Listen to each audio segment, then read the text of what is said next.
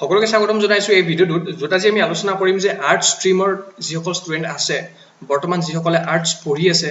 বা ফিউচাৰত যিসকলে আৰ্টছ পঢ়িব তো তোমালোকৰ আৰ্টছত কি স্কোপ আছে কি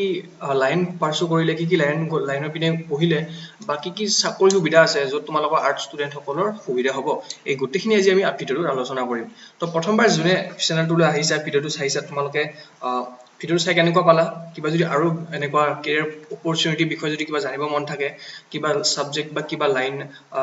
কিবা ষ্ট্ৰীম বা তাত কি জব অপৰচুনিটি আছে যদি এনেকুৱা টাইপৰ ভিডিঅ' তোমালোক লাগে তেন্তে কমেণ্টত তোমালোকে লিখিব পাৰা বা কিবা যদি বেলেগ টাইপৰ ভিডিঅ' লাগে তোমালোকে জনাব পাৰা ঠিক আছে এতিয়া আমি আলোচনা কৰিছো প্ৰথমতে কৈ দিওঁ যে আৰ্টছ মানে আৰ্টছক আমি হিউমেনিটিজ বুলি কওঁ তো কেতিয়াবা যদি মই আৰ্টছৰ ঠাইত হিউমেনিটিজ কৈ দিছো তেন্তে তোমালোকে বুজি পাবা যে আৰ্টছৰ আন এটা নাম আমাৰ হিউমেনিটিজ মানে কলা অসমীয়াত যে কওঁ আমি কলা বিভাগ বুলি কওঁ যে তাৰমানে আৰ্ট ষ্ট্ৰীম বা হিউমেনিটি ষ্ট্ৰীম এতিয়া মই ভিডিঅ'টো ষ্টাৰ্ট কৰাৰ আগতে ক'ব বিচাৰোঁ যে সচৰাচৰ আমি সমাজত কেতিয়াবা এনেকৈ শুনিব পাওঁ যে এইটো ষ্ট্ৰীমত আমাৰ কি নাই কেতিয়াবা স্কোপ নাই বুলি কওঁ যে কেতিয়াবা আমি এনেকুৱা কওঁ যে ইয়াত জব নাই বা কেতিয়াবা এনেকুৱা কওঁ যে ইয়াত ইমান এটা এক্সপ'জাৰ নাই ইমান এটা সুবিধা নাই তো এইটো মানে ইন জেনেৰেল কোৱাটো ভুল হ'ব কথাটো এইটো যে সব সাবজেক্টৰ বা সব ষ্ট্ৰীমৰ নিজৰ এটা প্ৰ'জ এণ্ড কনছ থাকে কিছুমান হাই থাকে কিছুমান লৈ থাকে কিছুমান ভাল থাকে কিছুমান অলপ সামান্য কম ভাল থাকে উদাহৰণস্বৰূপে কোনোবাই যদি এতিয়া হিষ্ট্ৰী প্ৰফেচাৰ হ'ব বিচাৰিছে হিষ্ট্ৰী আমাৰ প্ৰফেচাৰ যদি হ'ব বিচাৰিছে তেন্তে সেইজন মানুহৰ কাৰণে আমাৰ কেমিষ্ট্ৰি নলেজটো দৰকাৰ নাই কিন্তু তাৰমানে আমি এইটো ক'ব নোৱাৰোঁ যে কেমিষ্ট্ৰি পঢ়িব নালাগে কেমিষ্ট্ৰি পঢ়িব লাগে কোনে যিয়ে ছায়েন্সত যাব বিচাৰে বা ছায়েন্স ষ্ট্ৰীমত যাব বিচাৰে সিহঁতৰ কাৰণে কেমিষ্ট্ৰিটো দৰকাৰ ঠিক তেনেদৰে কোনোবাই যদি কয় যে এতিয়া মই ডক্টৰ হ'ব লাগে মোৰ কাৰণে মেথ ছাবজেক্টটো বেয়া এতিয়া যদি পুৰা সম্পূৰ্ণৰূপে মেথ ছাবজেক্টটো বেয়া বুলি কওঁ তেন্তে সেইটোও বেয়া কথা কিয়নো সব ছাবজেক্ট মোৰ কাৰণে যিটো ছাবজেক্ট ভাল নালাগিব পাৰে মই যিটো ছাবজেক্ট ষ্ট্ৰীম পঢ়া নাই তাৰমানে এইটো নহয় যে সেইটো ষ্ট্ৰীমটো সম্পূৰ্ণৰূপে বেয়া আৰু কোনোবাই যদি কৈছে তেন্তে তুমি মোৰ ভিডিঅ'টো দেখাই দিব পাৰা কিয়নো আজি আমি ইয়াত বহুতখিনি আমি ষ্ট্ৰীম আজি ইয়াত ডিছকাছ কৰিম ঠিক আছে ভিডিঅ'টো বেছি পলম নকৰোঁ ষ্টাৰ্ট কৰি দিছোঁ এতিয়া আৰ্টছত প্ৰথম কেৰিয়াৰ অপৰচুনিটি যিটো তোমালোকে জানা ময়ো জানো সেইটো মই ইয়াত লিখিব বিচাৰিছোঁ সেইটো হয় তোমাৰ বেচিলৰ ইন আৰ্টছ মই স্পেলিংটো লিখিছোঁ BE এইটো বেচিলৰ অফ আৰ্টছ বা বেচিলৰ ইন আৰ্টছ যি লিখা আৰু ইয়াত তোমালোকৰ কি হয় 3 বছৰীয়া কোৰ্চ থাকে তোমালোকে সকলো জানা 3 বছৰীয়া কোৰ্চ থাকে বিভিন্ন টাইপৰ আৰ্টছৰ ছাবজেক্টত তোমালোকে ইয়াত পাৰ্চু কৰিব পাৰা history geography political science logic philosophy বিভিন্ন ছাবজেক্ট আছে তুমি যিকোনো ছাবজেক্টত BA কৰিব পাৰা ক'ৰ পৰা কৰিব পাৰা আমাৰ ষ্টেটৰ কিছুমান ইউনিভাৰ্চিটিজ আছে কটন বি বৰুৱা পাণ্ডু আৰ্য এইখিনিতো গুৱাহাটীৰ আপাৰ আছামৰ আছে লোৱাৰ আছামৰো আছে বা আমাৰ কিছুমান ইউনিভাৰ্চিটি আছে তেজপুৰ ইউনিভাৰ্চিটি আছে অসমত বা অসমৰ ষ্টেটত যদি তুমি যোৱা তেনে দিল্লী ইউনিভাৰ্চিটি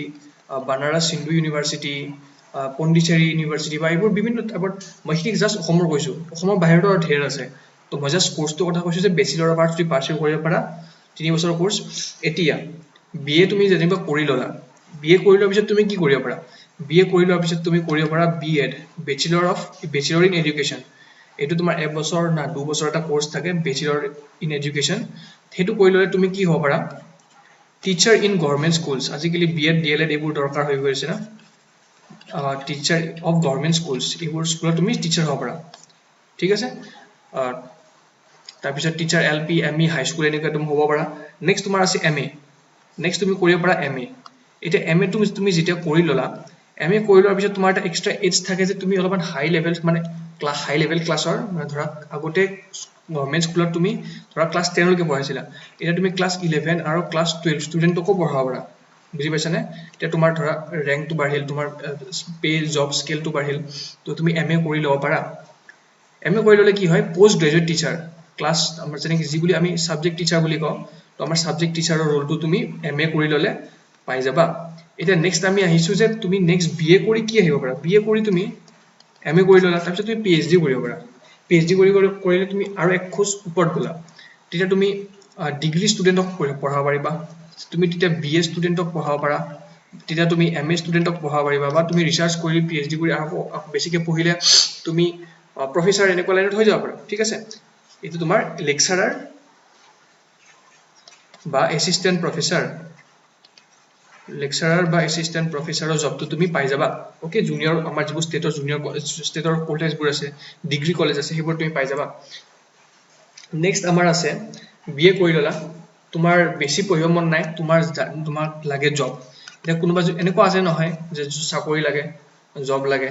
গভৰ্ণমেণ্ট জব লাগে তো তাৰ কাৰণে তুমি কি কৰিব লাগে তুমি ধৰি লও তুমি বিএ কৰি ল'লা বিএ কৰি লোৱাৰ পিছত তুমি আমাৰ অসমৰ APSC এক্সামটো দিব পাৰা Assam public service commission APSC exam নহয় APSC এক্সাম পাতে বিভিন্ন টাইপৰ এক্সাম পাতে তো তাত তুমি চাই লোৱা যে তুমি কোনটো এক্সামৰ তোমাৰ কাৰণে ফিট কিছুমান এক্সাম পাতে এটা ষ্ট্ৰীমৰ ষ্টুডেণ্টে দিব পাৰে যেনে এগ্ৰিকালচাৰৰ ষ্টুডেণ্টবোৰে ADO এক্সামটো দিব পাৰে সেইটো তুমি দিব নোৱাৰা বুজি পালা কাৰণ তুমি আৰ্টছত আছা বা তুমি আৰ্টছ পঢ়িবা পিছত গৈ তো কিন্তু এটা সিভিল সাৰ্ভিস এক্সাম এটা হয় CCE বুলি নেকি তেনেকুৱা টাইপৰ এইটো দিব পাৰা এইটো তোমাৰ আছে নেক্সট আছে UPSC এগেইন ক'ব বিচাৰো যে UPSC এটা এক্সাম নহয় UPSC এক্সাম পাতে সিভিল সাৰ্ভিস এক্সাম থাকে ফৰেষ্ট সাৰ্ভিস এক্সাম থাকে তো এইবোৰ এক্সাম তুমি দিব পাৰা তুমি চাই ল'বা যে তোমাৰ আৰ্টছ পঢ়িখিনি দিব পাৰিম নাই এনেতো আমি যিটো UPSC বুলি কওঁ IAS IPS IRS IRTS IFS এইবোৰতো তুমি দিব পাৰা আৰামছে দিব পাৰা নেক্সট থাকে তোমাৰ ষ্টাফ সিলেকশন কমিশন SSC এইবোৰ এক্সাম তুমি দিব পাৰা এইবোৰ তোমাৰ মেথছ এইবোৰতো লাগিবই এনেকুৱা কোটান নাই তুমি বেছি প্ৰেক্টিছ কৰিলে পাৰি যাবা দেন আহে তোমাৰ বেংকিংৰ এক্সামবোৰ সবে দিয়ে বহুতে দিয়ে তাত ষ্ট্ৰীম বুলি ইমান এটা কথা নাই তাৰপিছত তোমাৰ আছে ৰেলৱে এক্সামছ বুলি এইবোৰ এক্সাম তুমি BA কৰাৰ পিছত দিব পাৰা আৰু এইবোৰ এক্সামৰ বাবে যদি তোমাৰ প্ৰিপাৰেচনটো তুমি মানে প্ৰস্তুতিটো তুমি এই BA 3 বছৰত কৰি ল'ব পাৰা আৰামছে 3 বছৰ তুমি যদি পাৰা টাইম দি কৰি ল'ব পাৰা এইখিনি হ'ল আমাৰ চাকৰিৰ বাবে এতিয়া অন্যান্য কিছুমান এনেকুৱা আমি কোৰ্সৰ বিষয়ে পঢ়িব গৈ চাম যিবোৰ তুমি কৰিলে তোমাৰ কাৰণে ভাল হ'ব প্ৰথমটো মই কওঁ যে ধৰা কিছুমানে কৰে কম্পিউটাৰ এপ্লিকেশনত যেটো আমাৰ ডিগ্ৰী কোৰ্স হেতু আমি ক'ব পাৰো যে ব্যাচেলৰ ইন কম্পিউটাৰ এডুকেশন কি কৈছো মই ব্যাচেলৰ ইন কম্পিউটাৰ এপ্লিকেশন তো এপ্লিকেশনটো তুমি BCA কৰিব পাৰা BCA কৰি তুমি আকৌ MCA কৰিব পাৰা তাকো সেই সেম বস্তুটো তোমাৰ BCA কৰিলে তুমি ফৰ ষ্টুডেন্ট MCA কৰিলে তুমি ডাঙৰ ষ্টুডেন্ট তাৰপিছত তুমি আৰু PhD কৰিব পাৰা বা তুমি তেনেকৈ টিচিং এনেকুৱা জব এপ্লাই কৰিব পাৰা তাৰপিছত আছে তোমাৰ BBA ব্যাচেলৰ ইন বিজনেছ এডমিনিষ্ট্ৰেশ্যন যেনেকৈ MBA সৰু ভাই BBA ডাঙৰ ভাই MBA তো তুমি বিজনেছ লাইনত যদি তেনেকৈ যাব বিচাৰা তুমি BBA কৰি ল'ব পাৰা নেক্সট আছে তোমাৰ হোটেল মেনেজমেন্টৰ কোৰ্স থাকে বহুতে কৰে হোটেল মেনেজমেন্ট স্কোপটো বাঢ়ি আছে অসমৰ বাহিৰত অলপমান বেছি তো তুমি হোটেল মেনেজমেন্ট কৰি তুমি এইবোৰ কৰিব পাৰা ঠিক আছে নেক্সট কিছুমান আহে আমাৰ ইভেন্ট মেনেজমেন্ট যে আমাৰ ইভেন্টটো মেনেজ কৰিব লাগে তো কিছুমান আমাৰ এনেকুৱা কোম্পানী দি দিয়ে যে তোমালোকে আমাক ইভেন্ট মেনেজ কৰিবা আমি তোমাক পইচাটো দিম ফিজ দিম তুমি জাস্ট তোমাৰ মানুহবোৰ গেদাৰ কৰি আমাৰ ইভেন্ট মেনেজ কৰি দিবা তো তেনেকুৱা বহুত থাকে আজিকালি কোৰ্স তুমি কৰিব পাৰা প্ৰাইভেট হৈ থাকে মই ইমান এটা আইডিয়া নাই গভৰ্ণমেণ্ট প্ৰাইভেটটো মেক্সিমাম থাকে চাগে নেক্সট আহে তোমাৰ গ্ৰাফিক ডিজাইনিং জাৰ্নেলিজম মই জাৰ্নেলিজমটো কৈ দিওঁ ইয়াত জাৰ্নেলিজমৰ কোৰ্স থাকে যিসকলে তোমাৰ ধৰা ৰিপৰ্টাৰ এংকৰ হ'ব বিচাৰা মানে নিউজ চেনেল এইবোৰত তো তোমালোকে জাৰ্নেলিজমৰ কোৰ্সটো কৰি ল'লে বহুত ভাল হ'ব বুলি মই ভাবো এয়াৰ কোৰ্সটো কি বুলি কয় bachelor in journalism and mass communication তোমাক কৰি ল'ব পাৰা কেইবছৰীয়া কোৰ্স এইটো মই আইডিয়াটো মোৰ নাই তোমালোকে নিজে চাই ল'ব পাৰা যাৰ জাৰ্নেলিজমত যাব মন আছে তো জাৰ্নেলিজমত তোমালোকে কৰিব পাৰা নেক্সট আহে তোমাৰ কাৰোবাৰ যদি উকিল হ'ব মন BA পঢ়ি তোমাৰ যদি কাৰোবাৰ যদি উকিল হ'বলৈ তুমি কি কৰিব লাগিব BA LLB কৰিব পাৰা LLB কৰিব পাৰা নেক্সট তোমাৰ আছে BSW ব্যাচেলৰ ইন সোশ্যাল ওয়াৰ্ক কৰি তুমি MSW কৰিব পাৰা MSW কৰি তুমি জব লাগে চৰকাৰী জব লাগে তুমি তাৰ কাৰণে কম্পিটিটিভ এক্সাম দিব পাৰা বা নেক্সট তুমি আকৌ টিচিং জবত আহিব পাৰা ঠিক আছে PhD কৰিব পাৰা প্ৰফেসৰ হ'ব পাৰা নেক্সট তোমাৰ আছে গ্ৰাফিক ডিজাইনিং ফেশ্বন ডিজাইনিং আৰু এটা ধুনীয়া এটা ইম্পৰ্টেণ্ট বস্তু এটা আছে মই ক'ব বিচাৰো সেইটো হ'ল তোমাৰ ফাইন আৰ্টছ নাম শুনিছানে শুনা নাই মই গম নাপাওঁ কিন্তু তোমালোকে ভিডিঅ'টো চোৱাৰ পিছত ফাইন আৰ্টছ বা পাৰফৰ্মিং আৰ্টছৰ বিষয়ে অলপমান নেটত চাবা ফাইন আৰ্টছ বা পাৰফৰ্মিং আৰ্টছ কাক বোলে এইটো তোমাৰ কি হয় ধৰা কাৰোবাৰ যদি সিংগিঙত ইন্টাৰেষ্ট আছে কাৰোবাৰ যদি ডান্সিঙত ইন্টাৰেষ্ট আছে বা কাৰোবাৰ যদি সিনেমা বনোৱাৰ ইন্টাৰেষ্ট আছে বা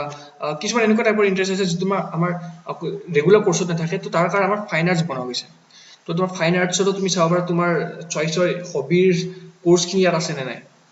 তো তেনেকৈ তুমি পঢ়িব পাৰা যেনেকৈ তোমাৰ আৰ্ট কিছুমান থাকে ছবি এইবোৰ আঁকা মেলা কাম এইবোৰ ফিল্ম ডিৰেকশ্যন চিনেমা বনোৱা এনেকুৱা টাইপৰ বিভিন্ন কোৰ্স থাকে আজিকালি বহুত এইবোৰ স্কোপ বাঢ়ি গৈ আছে ঠিক আছে তো তুমি এইবোৰ বিষয় নিজে চাব পাৰা যাৰ মন ইয়াত মই ইমান সবিশেষ কোৱা নাই কাৰণ ইয়াত বহুতখিনি টপিক কভাৰ কৰিবলগীয়া হৈছে যাৰ যিটোত মন তুমি সেই বিষয়ে যাব পাৰা ঠিক আছে আজি ভিডিঅ'টো ইমানলৈকে আছিল মই ট্ৰাই কৰিছো যিমানখিনি পাৰি আৰু এটা আছে ট্ৰেভেল এণ্ড